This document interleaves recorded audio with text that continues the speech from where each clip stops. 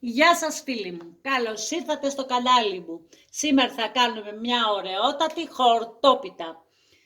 Τα υλικά που θα χρειαστούμε είναι αλεύρι, σόδα, ξύδι, σπορέλαιο λάδι, μπέικιν και αλάτι. Στο μπολ θα βάλω τη σόδα.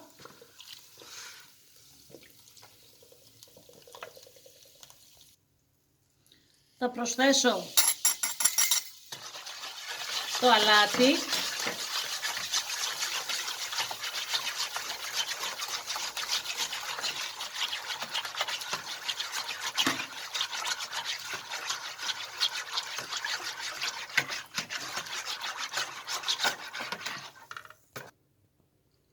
Προσθέτω το σπορέλαιο,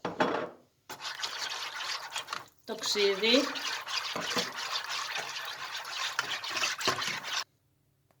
θα βάλω το μπέικιν στο αλεύρι μου, θα το ανακατέψω.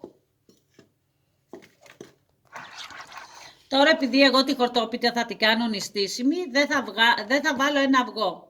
Όταν θέλετε να κάνετε μια πίτα, θα προσθέσετε και ένα αυγό στο ζυμαράκι αυτό. Λοιπόν, ξεκινάω να βάζω το αλεύρι. Σε αυτό το σημείο θα βάλω το χεράκι μου. Θέλω το αλεύρι να το βάζετε σιγά σιγά.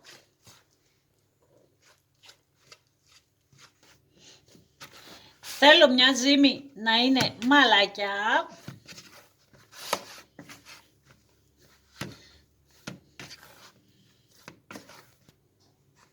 Θα το αφήσω μισή ώρα να ξεκουραστεί, μπορείτε και κατευθείαν να ανοίξετε τα φύλλα, αλλά για τις καινούργιες νοικοκυρές καλά είναι να το αφήσουν μισή ώρα να ξεκουραστεί, έτσι το φύλλο ανοίγει πιο εύκολα. Αφού θα κάνουμε χορτόπιτα, έχουμε εδώ όλα τα χόρτα μας. Εδώ εγώ θα βάλω σέσκουλα, σπανάκι. Εδώ έχω ραδίκια, δεν είναι του κάμπου. Αν μπορείτε εσείς να μαζέψετε από το κάμπο ακόμα καλύτερα. Άνηθο, 3 φρέσκα κρεμμύδια, 1 ξερό και 3 πράσα. Και φυσικά νηστίσιμο τυρί, αφού θα κάνουμε νηστίσιμη πίτα. Πάμε να τα σοτάρουμε. Και πριν τα σοτάρω, να τα κόψω λίγο το κρεμμύδι μου, τα φρέσκα κρεμμυδάκια και το πράσο. Θα τα κοντροκόψω. Το ίδιο θα κάνω και με το πράσο μου. Το πράσο του δίνει μια ιδιαίτερη νοστιμιά. Εγώ πάντα βάζω λίγο. Δοκιμάστε το κι εσείς. Το ίδιο θα κάνω και με τα φρέσκα κρεμμυδάκια. Θα ψιλοκόψω και το άνηθο. Από ό,τι βλέπετε εδώ τα σέσκουλα έχω κόψει το κοτσάνι και από ό,τι βλέπετε εδώ θα κόψω σε πιο μικρά. Το ίδιο θα κάνω με όλα μου τα χόρτα και με το σπανάκι και με τα ραδίκια.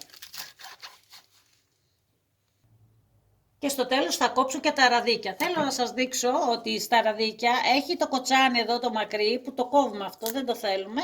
Θα τα ψιλοκόψω και αυτά. Λάθος, θα τα χοντροκόψω. Τα χόρτα μας είναι έτοιμα, να πάω να τα σοτάρω. Μπορείτε να βάλετε και καυκαλίθρες, χόρτα, μπυρόνια, ό,τι θέλετε στις τσουκνίδες, ό,τι θέλετε, ό,τι σας αρέσει αυτό θα βάλετε. Πάμε στην κουζίνα. Έχω βάλει το λάδι να κάψει, θα βάλω το κρεμμύδι να σοτάρω πρώτα. Δεν θέλει πολύ σοτάρισμα τα χόρτα μας, ίσα ίσα να το μαράνουμε. Έχουμε βάλει μέσα και το πράσο και τα φρέσκα κρεμμυδάκια. Μην βλέπετε τα χόρτα έτσι πολλά, μόλις θα τα βάλουμε μέσα και θα παραπούν, θα δίνουν τα μισά.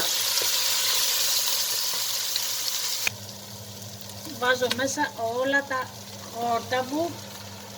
Και τώρα κατέβω, θα τα βάλω όλα διαστήματα, μαλακώνοντας τα πρώτα και συνεχίζω με τα επόμενα μετά. Βλέπετε πόσο λίγο έμεινε. Θα βάλω το άνηθο.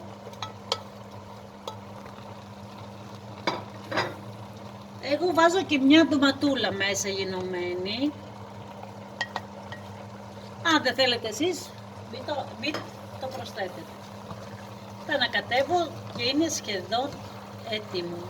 Λίγο θέλω τα ζουμάκια να πάρει. Η αλήθεια είναι εγώ θα σοτάρω λίγο και την ντομάτα και μετά και ζουμάκι να έχει πολύ λίγο θα το βάλω στο τρυπητό μου, θα το αφήσω 3-4 ώρες και είναι ok. Θα προσθέσω μαύρο πίπερο, αλλά τη μη βάζετε πολύ γιατί θα έχει και η νηστίσιμη φέτα. Η γέμιση μου είναι έτοιμη.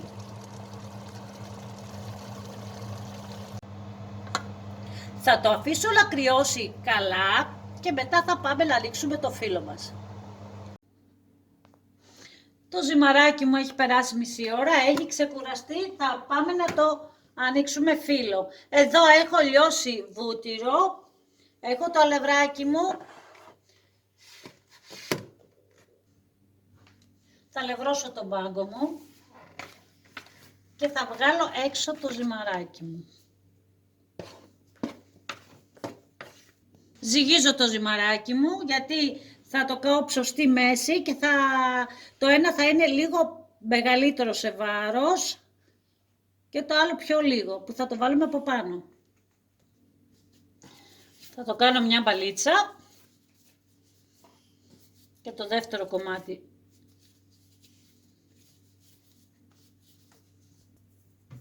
Θα ανοίξω ένα φύλλο όσο μπορείτε, ανοίγει εύκολα.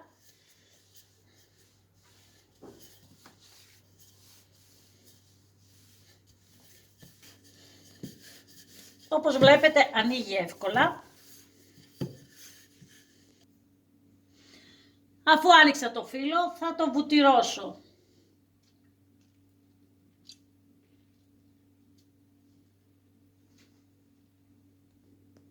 Θα βάλω λίγο αλευράκι. Αυτό είναι μυστικό για τα φύλλα μας όταν θα ψηθούν να ξεκολλάει το ένα με το άλλο. Διπλώνω και βουτυρώνω. Βλέπετε εδώ πέρα, δεν χρειάζεται να βάλω αλεύρι, αλλά εδώ πέρα είναι, πώς θα σας το εξηγήσω, εδώ χρειάζεται λίγο αλεύρι για να μην μας κολλήσει όταν ψηθεί.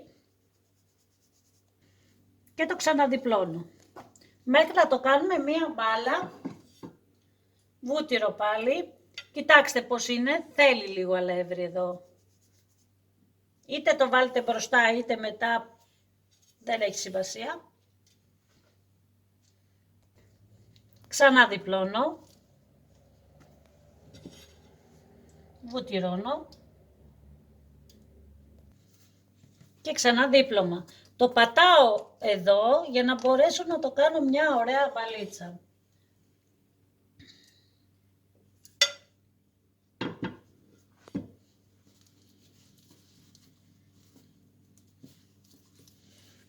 Μπαζεύω τις άκρες από κάτω,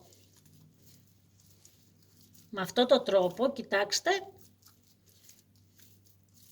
Είναι έτοιμο, θα το βάλω σε μια σακουλίτσα. Το βάζω στη σακουλίτσα, το δένω καλά και με το ίδιο τρόπο θα κάνουμε και το άλλο ζυμαράκι. Να σας πω και κάτι ακόμα, ένα μυστικό. Από εδώ ανοίγεται. Παλιά τα βάζανε έτσι και τώρα εγώ με αυτό το τρόπο ανοίγω τις άκρες μέχρι να γίνει ένα μεγάλο φύλλο. Είναι έτοιμο και το δεύτερο φύλλο. Προσοχή, θέλω να βάζετε από πάνω λίγο αλεύρι για να μην σας κολλήσει στη σακούλα. Και το δένω και αυτό. Είναι έτοιμα να τα βάλω στο ψυγείο. Αν τα βιάζεστε θα τα βάλετε στην κατάψυξη για 1 ώρα. Αν δεν τα βιάζετε μπορείτε να τα βάλετε για 2 ώρες στη συντήρηση του ψυγείου. Αφού πέρασαν οι 2 ώρες που το είχα στη συντήρηση εγώ, όπως σας είπα μπορείτε να το βάλετε και στην κατάψυξη 1 ώρα αν το βιαζόσαστε. Θα λευρώσω τον μπάγκο μου και θα το ανοίξω ένα φύλλο βάζοντας και από πάνω.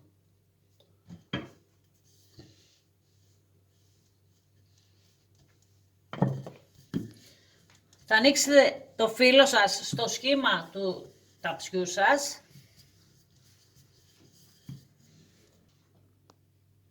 Το φύλλο μου είναι έτοιμο. Θα ανοίξετε πρώτα το φύλλο που είχαμε ζυγίσει με το πιο πολύ βάρος και θα το βάλουμε στο ταψί. Πριν το βάλω στο ταψί θα το αλείψω με σπορέλαιο. Τινάζω το περιττό αλεύρι και το τοποθετώ στο ταψί μου.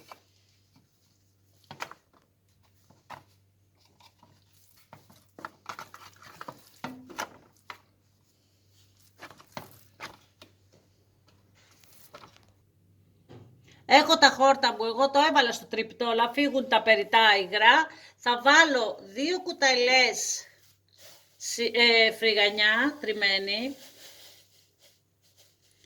Αυτό το βάζω για να τραβήξει τα υγρά. Τώρα, αν δεν ήταν νηστίσιμο, κάποιοι μπορούν να βάλουν και τραχανά 2 κουταλιές. Θα το ανακατέψω λίγο.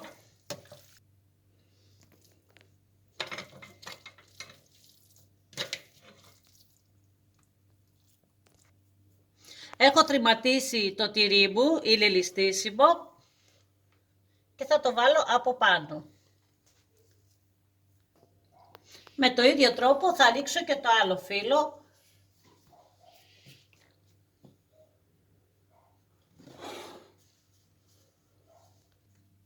Είναι έτοιμο το φύλλο μου. Τινάζω το περιττό αλεύρι.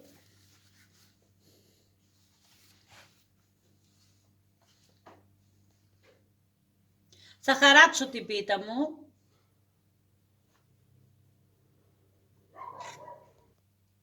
Αφού τη χάραξα θα αλείψω από πάνω με σπορέλαιο.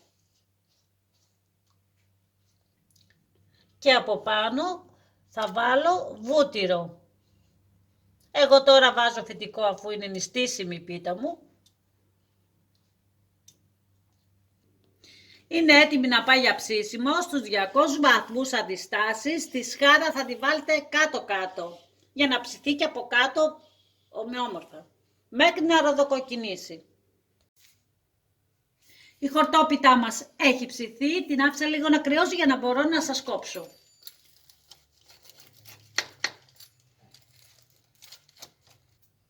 Σας έκοψα ένα κομμάτι, θέλω να δείτε το αποτέλεσμα.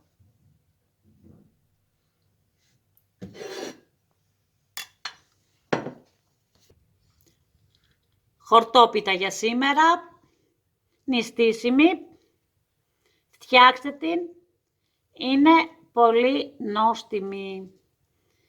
Εδώ θα κλείσω το βίντεο, μην ξεχνάτε να εγγραφείτε στο κανάλι μου να μην χάνετε καμία συνταγή, γιατί έρχονται και άλλες συνταγές εύκολες, γρήγορες και φυσικά πάντα νόστιμες. Ως το επόμενο βίντεο σας αφήνω να είσαστε καλά. Γεια σας!